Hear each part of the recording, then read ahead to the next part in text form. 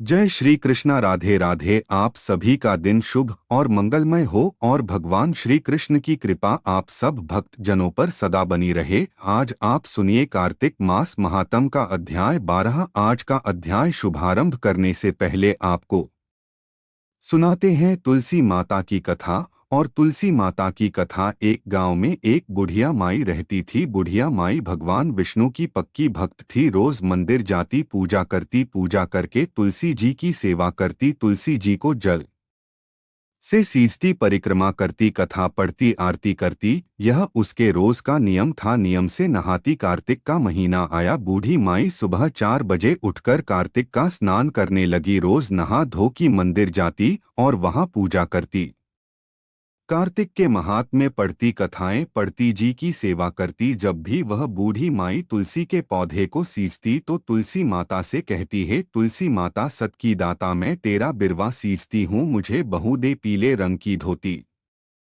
दे, मीठा ग्रास दे, वैकुंठ में वास दे, अच्छी मौत दे, चंदन का काट दे, अच्छा राज दे, खाने को दाल भात दे, और 11 के दिन कृष्ण का कांधा दे। बूढ़ी माई की यह बात सुनकर तुलसी माता सूखने लगी। तुलसी माता को इस प्रकार सूखता हुआ देखकर एक दिन भगवान श्री कृष्ण ने पूछा, है तुलसी, तुम दिन प्रतिदिन क्यों सूखती जा रही हो? तब तुलसी माता ने कहा कि बस मेरे मन की मत पूछो प्रभु। भगवान कहने लगे, मैं नहीं पूछूंगा तो कौन पूछेगा? तब तुलसी माता कहती हैं, हे प्रभु, एक बूढ़ी माई आती है और अपनी बात कहकर चली जाती है। मैं उनकी सारी बातें तो पूरी कर दूंगी, लेकिन कृष्ण का कांधा कहाँ से लाऊंगी? तब भगवान श्री कृष्ण बोले कि वह बूढ़ी माई मरेंगी तो मैं अपने आप ही कांधा देकर आ जाऊंगा। तुम बूढ़ी माई से यह कह देना। और इसके कुछ समय बाद वह बूढ़ी माई मर गई। बूढ़ी माई के मरने पर सारा गांव इकट्ठा हो गया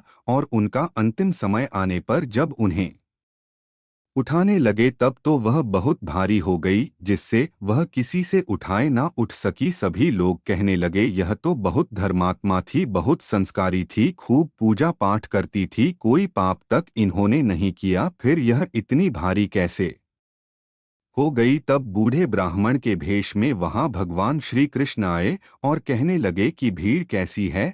तब गांव वाले बोले कि एक बूढ़ी माई मर गई है और आज एकादशी का दिन है। वो इतनी पापी नहीं थी, उसकी अर्थी उठाई नहीं उठ रही है, यह तो बहुत भारी हो गई है। भगवान बोले कि मुझे इनके कान में कुछ कह लेने दो, फिर ये उठ जाएंगी। तब भगवान श्री कृष्ण बूढ़ी माई के पास गए और चुपके से उनके कान में कहा, हे बूढ़ी माई, तू अपने मन की कर ले, पीतांबर की धोती ले, मीठा मीठा ग्रास ले, वैकुंठ में वास ले, चटक की चाल ले, चंदन का काट ले, झालर की झनकार ले, दाल भात को जीम ले, और श्री कृष्ण का कांधा ले। भगवान की सारी बातें सुनकर बूढ़ी माई तो हल्की हो गई और तब भगवान कृष्ण उन्हें अपने कांधे पर लेकर गए। इस प्रकार बूढ़ी माई को मुक्ति मिल गई और वह वैकुंठ लोक को चली गई है। तुलसी माता, जैसे आपने उन बूढ़ी माई को मुक्ति दी, ऐसे ही सभी को मुक्ति देना। जैसे भगवान कृष्ण ने उन्हें कांधा दिया, वैसा ही हम सबको भी देना। प्रेम से बोल श्री कृष्ण भगवान की जय, तुलसी माता की जय। अब आपको सुनाते हैं कार्तिक मास में सुनी जाने वाली राई दामोदर की कहानी। एक छोटी सी लड़की थी,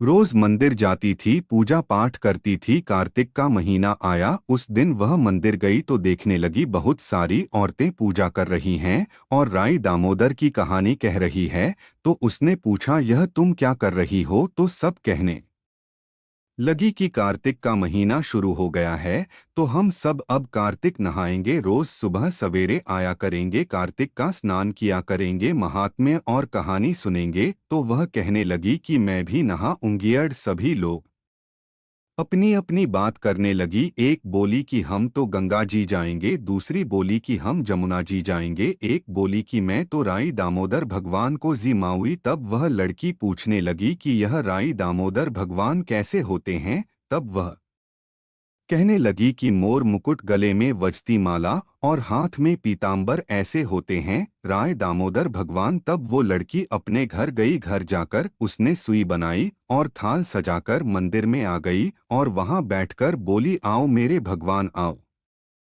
राई दामोदर आओ जीमो, मंदिर में भगवान नहीं मिले, मंदिर से शहर में गई, शहर से जंगल गई, जंगल से पहाड़ों पर चढ़ गई, भगवान को पुकारते पुकारते सुबह से शाम हो गई। अब तो राई दामोदर भगवान सोचने लगे, यह तो ऊपर से गिर के मर जाएगी और मेरे दोष लगेगा, इसको तो दर्शन देने ही पड़ेंगे। भगवान बूढ़े ब्राह्मण का रूप बना के आए और बोले, चल बेटा मैं भगवान हूँ, तू मुझे जिमा दे। तब वह कहने लगी कि नहीं, तुम भगवान नहीं हो। तब ब्राह्मण ने पूछा, क्यों, कैसे होते हैं भगवान? तब उसने कहा कि मेरे भगवान तो मोर मुकुट, गले में वजंती माला पहने हुए और हाथ में पीतांबर लिए हुए हैं। ब्राह्मण बोला, अच्छा ऐसे हैं तेरे भगवान? हाँ ऐसे हैं मेरे भगवान। अब भगवान ने लड़की के सामने अपना चतुर्भुजी रूप दिखाया। अब लड़की खुश हो गई और बोली कि हाँ तुम ही हो मेरे भगवान। अब आगे आगे वह छोटी लड़की भाग रही थी और पीछे भगवान आ रहे थे। भागते भागते सभी सहेलियों से बोली कि मेरे घर में भगवान आए हैं। उनमें से किसी एक ने कहा कि देखो तो इसके भगवान कैसे हैं, जिनके भाग्य में भगवान के दर्शन लिखे थे उन्हें हो गए हैं। राय दामोदर भगवान, जैसे आपने लड़की को दर्शन दिए वैसे ही सभी को डोट देना। कहानी कहते सुनते हुंकारा भरते सभी को देना। अब सुनिए सीता माता की नितनेम की कहानी। यह कहानी सीता माता कहती थी और श्री राम इसे सुना करते थे। एक दिन श्री राम भगवान को किसी काम के लिए बाहर जाना पड़ गया तो सीता माता कहने लगी कि भगवान मेरा तो 12 वर्ष का नित्यनेम नित्य नियम है। अब आप बाहर जाएंगे तो मैं अपनी कहानी किसे सुनाऊंगी? श्री राम ने कहा कि तुम कुएं की पाल पर जाकर बैठ जाना और वहां जो औरतें पानी भरने आएंगी उन्हें अपनी कहानी सुना देना। सीता माता कुएं की पाल पर जाकर बैठ जाती हैं। एक स्त्री आई, उसने रेशम की जरी की साड़ी पहन रखी थी और सोने का घड़ा ले रखा था। सीता माता उसे देख कहती हैं कि बहन मेरा 12 वर्ष का नितनेम सुन लो। पर वह स्त्री बोली कि मैं तुम्हारा नितनेम सुनूंगी तो मुझे घर जाने में देर हो जाएगी और मेरी सास मुझसे लड़ेगी। उसने कहानी नहीं सुनी और चली गई। उसकी रेशम जरी की साड़ी फट गई, सोने का घड़ा मिट्टी के घड़े में बदल गया। सास ने देखा तो पूछा कि ये किसका दोष अपने सिर लेकर आ गई है? बहू ने कहा कि कुएं पर एक औरत बैठी थी, उसने कहानी सुनने के लिए कहा लेकिन मैंने सुनी नहीं जिसका यह फल मिला। बहू की बात सुनकर अगले दिन वही साड़ी और घड़ा लेकर सास कुएं की पाल पर गई। सास को वहीं माता सीता बैठी मिली तो माता सीता ने कहा कि बहन मेरी कहानी सुन लीजिए।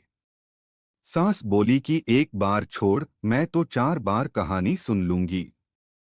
राम आए लक्ष्मण आए, देश के पुजारी आए, नितनेम का नेम लाए। आओ राम बैठो राम, तपी रसोई जियो राम, माखन मिश्री खाओ राम, दूध बताशा पियो राम, सूत के पलका मोठो राम, शाल दुशाला पोठो राम, शाल दुशाला ओढ़ो राम, जब बोलूं जब राम ही राम। राम संवारें सबके काम, खाली घर भंडार भरेंगे, सबका बेड़ा पार करेंगे। श्री राम जय जय राम। सास बोली कि बहन कहानी तो बहुत अच्छी लगी। कहानी सुनकर सास घर चली गई और उसकी साड़ी फिर से रेशम जरी की बन गई। मिट्टी का घड़ा फिर सोने के घड़े में बदल गया। बहू कहने लगी, सासू माँ आपने ये सब कैसे किया? सास ने कहा कि बहू तू दोष लगा के आई थी और मैं अब दोष उतार कर आ रही हूँ। बहू ने फिर पूछा कि वह कुएं वाली स्त्री कौन है? सास बोली कि वे सीता माता थीं। वे पुराने से नया कर देती हैं, खाली घर में भंडार भर देती हैं, वह लक्ष्मी जी का वास घर में कर देती हैं, आदमी की जो भी इच्छा हो उसे पूरा कर देती हैं। बहू बोली कि सी कहानी मुझे भी सुना दो। सास बोली कि ठीक है तुम भी सुनो और सास ने कहानी शुरू की। राम आए लक्ष्मण आए, देश के पुजारी आए, नितनेम का नेम लाए। आओ राम बैठो राम, तपी रसोई जियो राम, माखन मिश्री खाओ राम, दूध बताशा पियो राम, सूत के पलका मोठो राम, शाल दुशाला पोठो राम, शाल दुशाला ओढ़ो राम, जब बोलूं जब राम ही राम। राम संवारे सबके काम, खाली घर भंडार भरेंगे, सबका बेड़ा पार करेंगे। श्री राम जय जय राम। कहानी सुनकर बहू बोली कि कहानी तो बहुत अच्छी है। सास ने कहा कि ठीक है, इस कहानी को रोज कहा करेंगे। अब सास बहू रोज सवेरे उठती, नहाती धोती और पूजा करने के बाद नित्यनेम की सीता की कहानी कहती। एक दिन उनके यहाँ एक पड़ोस की औरत आई और बोली कि बहन जरा सी आँच देना। तो वह बोली कि आँच तो अभी हमने जलाई ही नहीं। पड़ोसन ने कहा कि तुम सुबह 4 बजे से उठकर क्या कर रही हो फिर? उन्होंने कहा कि सुबह उठकर हम पूजा करते हैं, फिर सीता माता की नित्यनेम की कहानी कहते हैं। पड़ोसन ने उनकी बात सुनकर फिर कहा कि सीता माता की कहानी कहने से तुम्हें क्या मिला? वे बोली कि इनकी कहानी कहने से घर में भंडार भर जाते हैं, सारे काम सिद्ध होते हैं, मन की इच्छा भी पूरी होती है। पड़ोसन कहती है कि बहन सी कहानी तो मुझे भी सुना दो फिर। वह बोली कि ठीक है, तुम भी यह कहानी सुन लो। राम आए लक्ष्मण आए, देश के पुजारी आए, नित्यनेम का नेम लाए, आओ राम बैठो राम। सारी कहानी सुनने के बाद पड़ोसन कहने लगी बहन कहानी तो मुझे बहुत अच्छी लगी।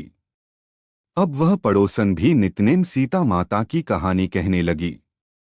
कहानी कहने से सीता माता ने पड़ोसन के भी भंडार भर दिए। अब तो पूरे मोहल्ले में नित्यनेम की कथा चल पड़ी। हर किसी की मनोकामना पूरी होने लगी। हे सीता माता, जैसे आपने उनके भंडार भरे, वैसे ही आप हमारे भी भंडार भरना। कहानी सुनने वाले के भी और कहानी कहने वाले के भी। उत्तर प्रदेश, बिहार, हिमाचल प्रदेश और हरियाणा के कुछ क्षेत्रों में आज भी यह कथा सीता जयंती पर चाव से सुनाई जाती है। अब सुनिए लपसी तपसी की कहानी। एक लपसी था, एक तपसी था। तपसी हमेशा भगवान की तपस्या में लीन रहता था। लपसी रोजाना सवा सेर की लापसी बनाकर भगवान का भोग लगाकर जीन लेता था। एक दिन दोनों लड़ने लगे।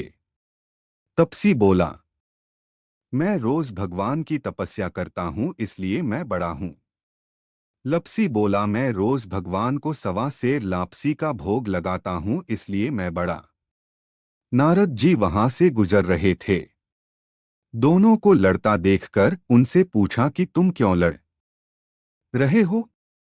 तपसी ने खुद के बड़ा होने का कारण बताया और लपसी ने अपना कारण बताया।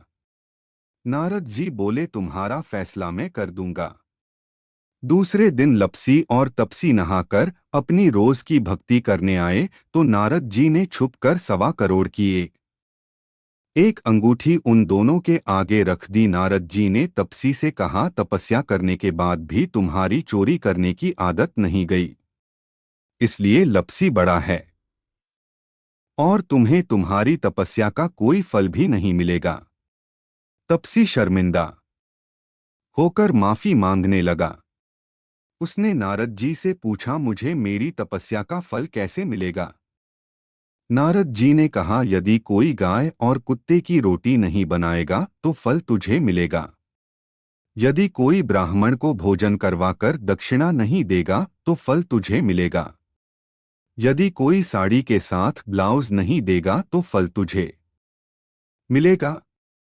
यदि कोई दिए से दिया जलाएगा तो फल तुझे मिलेगा। यदि कोई सारी कहानी सुने लेकिन तुम्हारी कहानी नहीं सुने तो फल तुझे मिलेगा।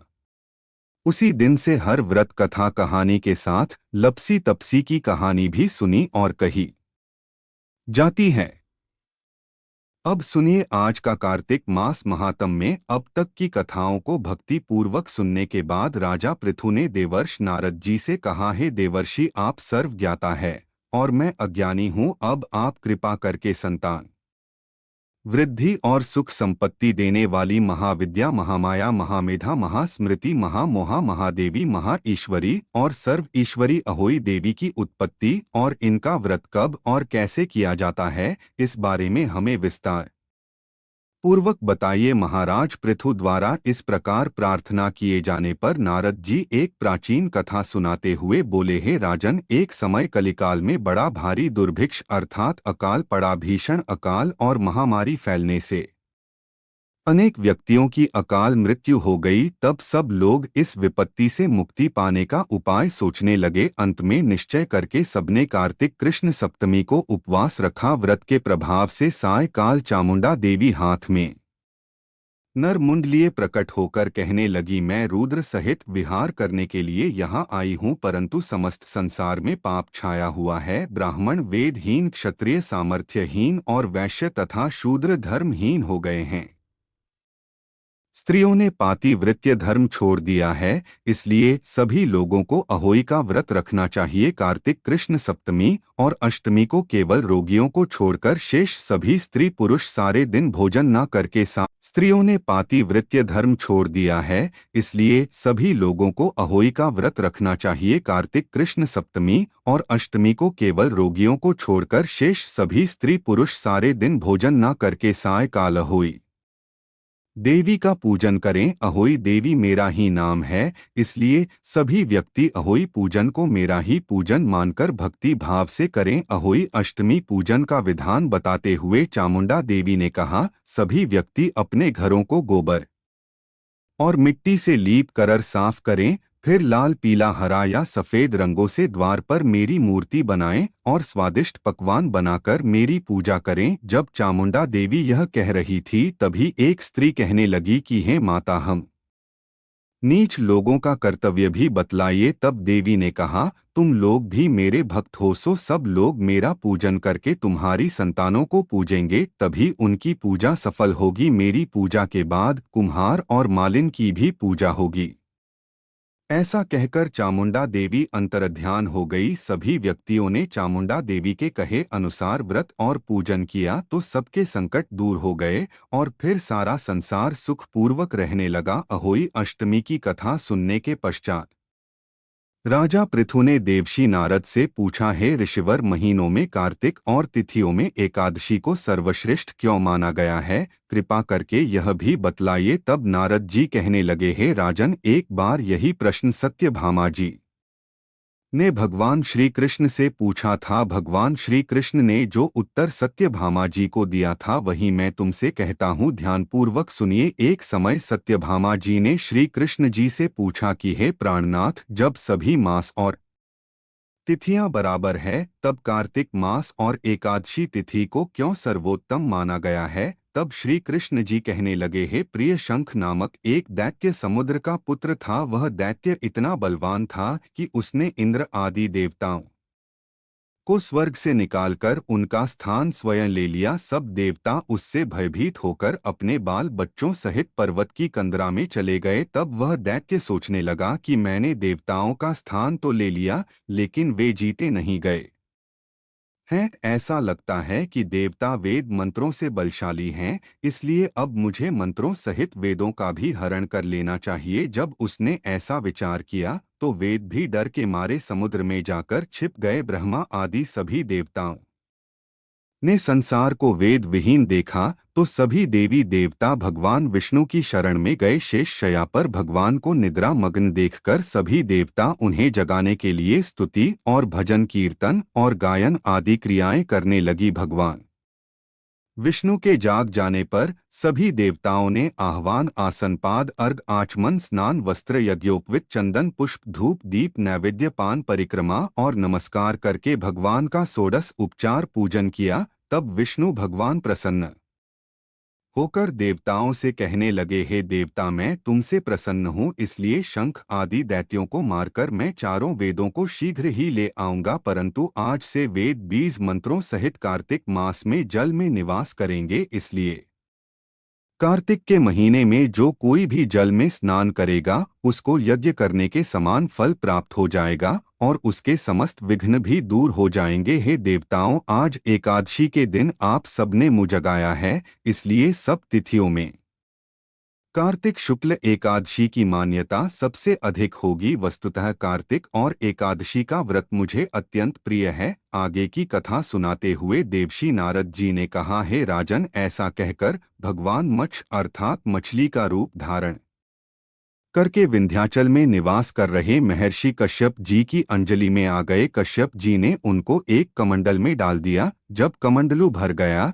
तो मत्स्य अर्थात मछली रूपधारी भगवान कहने लगे कि हमको कोई बड़ा स्थान दो। तब कश्यप जी ने उन्हें रहने के लिए घड़ा दिया। घड़ा भी भर गया और वह घड़ा भी उनके रहने के लिए छोटा पड़ने लगा। तब उन्होंने उस मछली को निकालकर कुएं में छोड़ दिया, परंतु भगवान मत्स्य रूप में तेजी से बढ़ते गए। इसलिए अब कश्यप जी ने उन्हें कुएं से निकालकर समुद्र में डाल दिया और तब भगवान ने एक अत्यंत विशाल मछली का रूप धारण करके दैत्यराज शंखासुर को मार डाला। शंखासुर को मारने के पश्चात भगवान मत्स्य रूप त्याग कर विश्राम करने के लिए बद्री नारायण चले गए। बद्री नारायण में भगवान ने देवताओं से कहा, हे देवताओं, हमने शंखासुर का वध कर दिया है, इसलिए ऋषि और मुनि जाकर समुद्र के अंदर से चारों वेदों को ढूंढ लाए और तब तक देवता सहित प्रयाग में मेरा निवास रहेगा। तब ऋषियों ने अपने तपोबल द्वारा समुद्र में से वेदों के 6 अंगों अर्थात छंद, व्याकरण, कोश, वैदिक, ज्योतिष और 6 स्मृति को ढूंढ निकाला। जिस वेद का जो भाग जिस ऋषि को मिला, तब से वह भाग उसी ऋषि का माना जाता है। इसके बाद समस्त ऋषि ब्रह्मा आदि देवताओं सहित प्रयाग में आए और वहां पर उन्होंने अश्वमेध यज्ञ किया। इसलिए प्रयाग को तीर्थों का राजा कहा जाता है।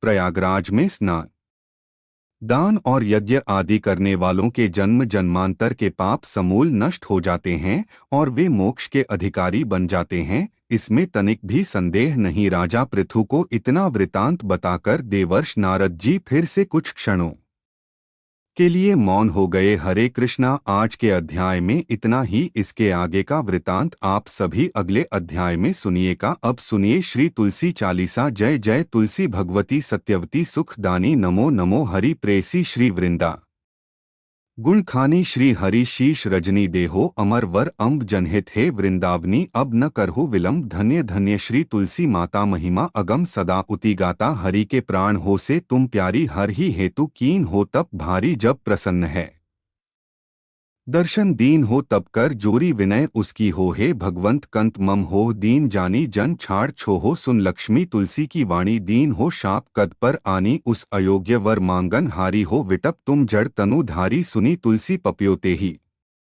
ठाकर हो, वासतनी चन धामा दियो वचन हरि। तब तत्काला सुन सुमुख जन हो बिहाला। समय आई रोपति तोरा पूज हो, आस वचन सत मोरा। तब गोकुल महागोप सुदामा तास भई, तुलसी तू बामा। कृष्ण रास लीला के माही, राधे शक यो प्रेम लखी नाही दियो शाप। तुलस तत्काला नर लोकी तुम जन्म हो बाला। या गोप वह दानव राजा शंखचूर नामक शिर ताजा। तुलसी भय तास की नारी परम सती, गुण रूप अगार अस दवे कल्प बीत। जब गयो कल्प त्रेत जन्म, तब भय वृंदाना भयो। तुलसी को सुर जलंधर नाम, पति को करी अति द्वंद। अतुल बलधामा लीहा शंकर से संग्रामा। अब निज सैन्य सहित शिव हारे मरहीन। तब हर हरि ही पुकारे, पतिव्रता वृंदा थी नारी। कौन सके पति ही सहारी, तब जलंधर ही भेष बनाई फंदा। ठग हरि पहुँच उजाई, शिव हित लही करी कपट। प्रसंगा कियो सतीत्व धर्म, तो ही भंगा भयो। जलंधर कर सहारा, सुनीर शोक उपारा। तिही क्षण दियो कपट, हरि तारी लखी वृंदा। दुख गिरा उचार जलंधर, जस हति अभी गीता सोई।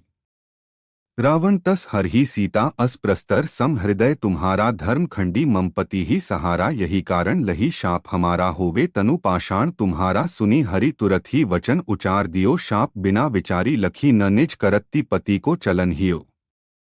जब पार्वती को जड़मती तो अस हो जड़ रूपा। जगमह तुलसी विटप अनूपा, धगवर रूप हम शली ग्रामा। नदी गंड की बीच ललामा, जो तुलसी दल हम ही चढ़ी है। सब सुख भोगी परम पद पई है, बिन तुलसी जलत शरीरा। अतिशय उठत शीश और पीरा, जो तुलसी दल हर शिर धारित। सो सहस्त्र घट अमृत आरतवी, रोग दोष दुख भंजनी हारी। प्रेम सहित हरि भजन निरंतर, तुलसी राधा में अंतर। जन हो छपन हो प्रकारा, बिन तुलसी दल न हरि ही प्यारा। सकल तीर्थ तुलसी तरुछाही, लहित मुक्ति जन संशय नाही कवि सुंदर एक हरि गुण गावत तुलसी निकट सहस गुण पावत बसत निकट दुर्वासा धामा जो प्रयास ते पूर्व ललाम माँ पाठ कर ही जो नित नर नारी होही सुख भाष ही त्रिपुरारी तुलसी चालीसा पही तुलसी तरु ग्रह धारी दीप दान करी पुत्र फल पाव बंद्य नारी सकल दुख दरिद्र हरि हार हे परम प्रसन्न आशी धन जन लढ़ी ग्रह बसी पूर्ण अत्र लाही अभिमत फल जगत मह लाही पूर्ण सब काम जे दल अर्प ही तुलसी तह सहस बसी हरि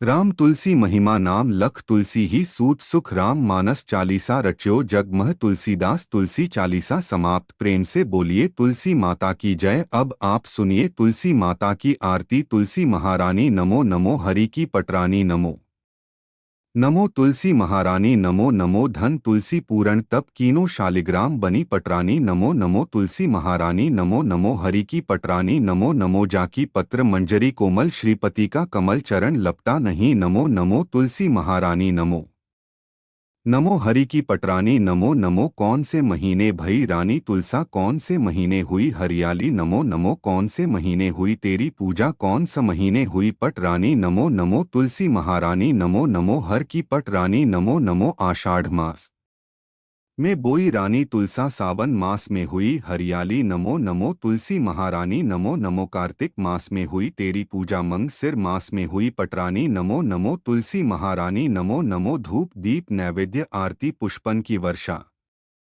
बरसानी नमो नमो तुलसी महारानी नमो नमो पांच भोग 36 व्यंजन बिन तुलसा हरि न मानी नमो नमो तुलसी महारानी नमो नमो जो तुलसी को सवेरे गाए श्री कृष्ण के दर्शन पाए नमो नमो तुलसी महारानी नमो नमो जो तुलसी को डोट दोपहर में गाय खीर खांड का भोग लगाए नमो न नमो तुलसी महारानी नमो नमो जो तुलसी को सांझ को गाई श्री कृष्ण की आरती उतारे नमो नमो तुलसी महारानी नमो नमो जो तुलसी को रात को गाए श्री कृष्ण के चरण दबाए नमो नमो तुलसी महारानी नमो नमो सभी सखी मैया तेरो यश गावे भक्ति दान दीज महारानी नमो नमो तुलसी महारानी नमो नमो तुलसी महारानी नमो नमो हरि की पटरानी नमो नमो प्रेम से बोलिए श्री तुलसी माता की जय। भगवान श्री विष्णु जी की जय। शालिग्राम भगवान जी की जय। आप सभी को आज की कथा और वीडियो में आनंद आया हो तो वीडियो को लाइक जरूर कीजिएगा। कमेंट में भगवान विष्णु जी माता तुलसी जी और भगवान शालिग्राम जी की जय जरूर लिखिए।